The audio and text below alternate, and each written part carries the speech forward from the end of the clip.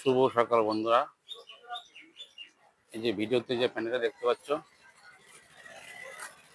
এটা হচ্ছে আমাদের লেলিনগড়ের সব থেকে বড় কালী পুজোর প্যান্ডেল, ইংস্টার ক্লাবের কালী পুজো। পুরো ক্যামেরা আসছে না। এই প্যান্ডেলটা, সমস্ত প্যান্ডেলটা কিন্তু পুকুরের ভিতরে 8 থেকে 10 হাত জল আছে। সেই জলের ভিতরে বাঁশ পুঁতে পুঁতে প্যান্ডেল তৈরি করা হয়েছে। এখনো কোনো কাজ হয়নি,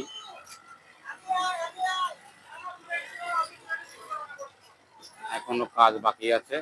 কাজ করছে সকাল থেকে 10-12 জন লোক কাজ করছে। কত বড় প্যান্ডেল।